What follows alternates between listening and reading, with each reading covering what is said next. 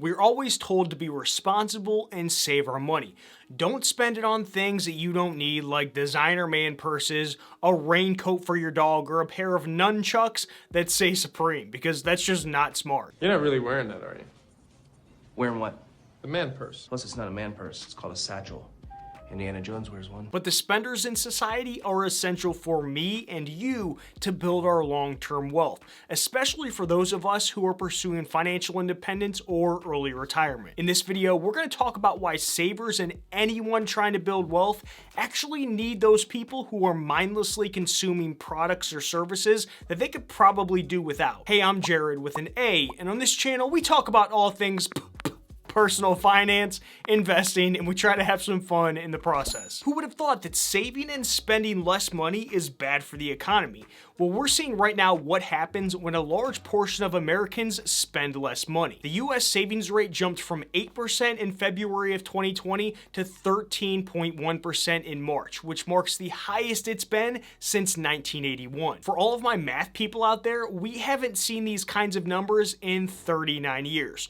Almost the same amount of time since I've been in love. The more you save, the less you spend, and we're seeing what that's doing to our economy. As of the first quarter of 2020, the United States economy is no longer growing. Now, even worse, it's actually shrinking. It was just reported that GDP fell by 4.8% in the first quarter of 2020. That number is probably off by a little bit due to how they gather this data, so I'd actually expect it to eventually adjust to something worse than 4.8%. The only reason that gross domestic product matters for this conversation is that it tells us something about how we spend our money, since it gives us insight into the health of our economy. We'll talk about why this matters to you in just a minute, but it gives us that insight through measuring 4 different things. Consumer spending, so basically the total value of anything and everything normal people like you and I spend their money on.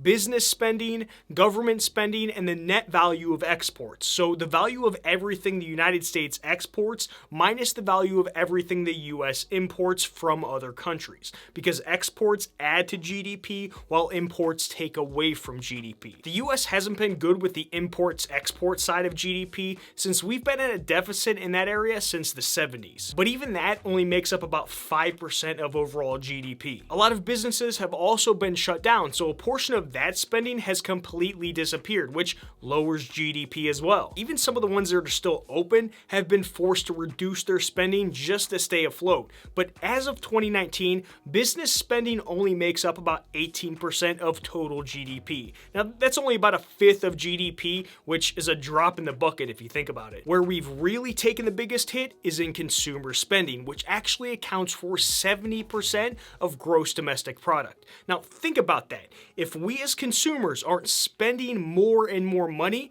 then the economy isn't going to grow, which means our economy isn't very healthy. So let's look at the 4 reasons consumers like us aren't spending as much money right now, then we'll look at the real effect of spending less money. Fear is extremely powerful when it comes to getting us to do something and not do something. At this point, a lot of people who still have jobs are fearful of their financial future since there are so many unknowns. They see the unemployment numbers skyrocket to more than 30 million and wonder if they're going to be next. And this is causing people to spend less of their disposable income on overpriced items like a pair of stupid Ray-Ban sunglasses, and instead set that money aside into savings just in case. Fear is probably going to play a part in how we spend our money, at least for a little while.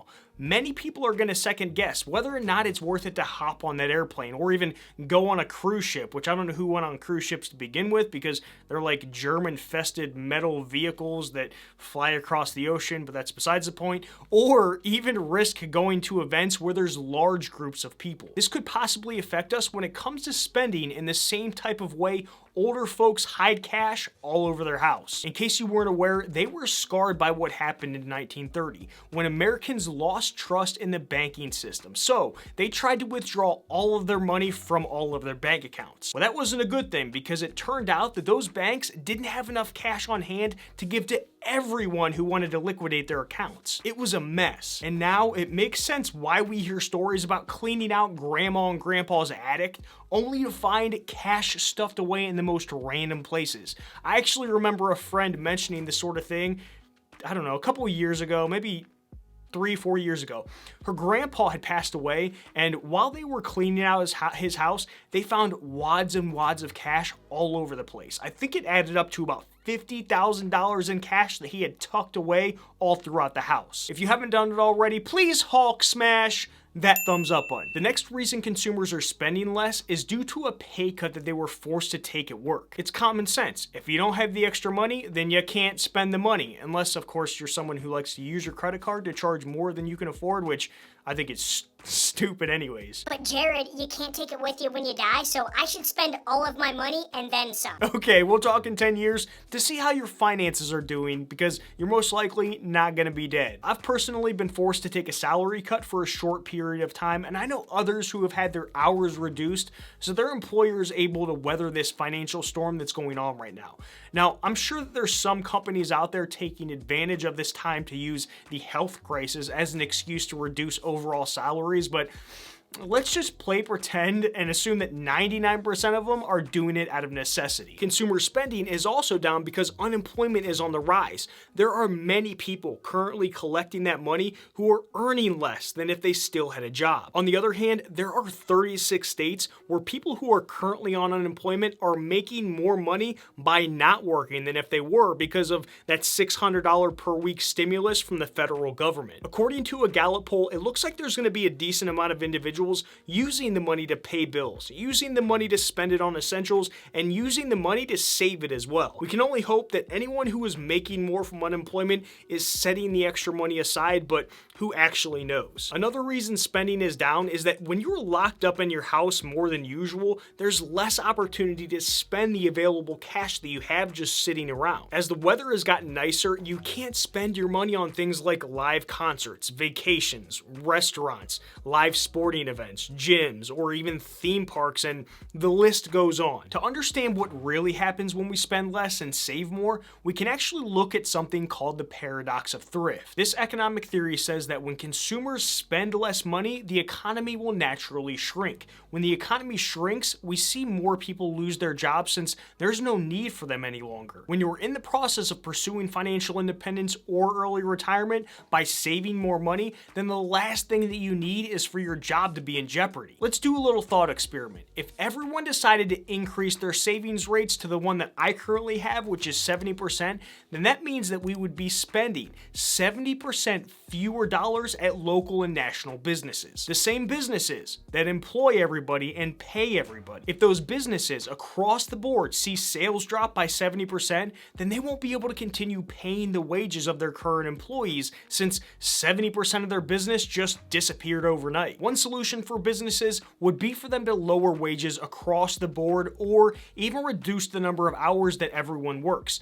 But I highly doubt that anyone would be okay with basically having their salary cut forever. We'd most likely see more and more businesses shutting down all over the place. All of this would cause our economy to shrink since everyone is trying to save more money. In a perfect world, we'd see new businesses popping up, which will take the place of the ones that are now shut down. But if people aren't spending money, then there's going to be fewer new businesses being created because people don't want to spend their money anyways because they're trying to increase their savings rate. Even knowing how important it is for everyone to spend more money to help the economy, I still want to encourage you to save and invest as much money as you possibly can because I have a little dirty secret to share with you. You'll most likely never have to worry about everyone saving too much money for very long. The current downturn in the economy will eventually pass, and humans will probably revert back to spending money in the same ways that they were before. It might take a little time for them to get there, but they'll eventually get there. Bragging about a high savings rate isn't as sexy as showing off an overpriced car that you just purchased, or a house that you can barely afford. Humans aren't wired that way. We're wired to consume more and more useless things. But that shouldn't stop you from striving to be just a little bit different in this area. If you want to eventually be financially independent or achieve early retirement so you can get to the point where none of this matters, then increasing your savings rate should be at the top of your priority list. Check out these videos to your left. The top one will take you to all of my financial independence videos. The bottom one will take you to one of my favorite investing videos. Please make sure to Hulk smash that thumbs up button and check out the description of this video for more resources and playlists to help you out with all of your personal finance and investing needs. I'll see you in the next one, friends. Adios.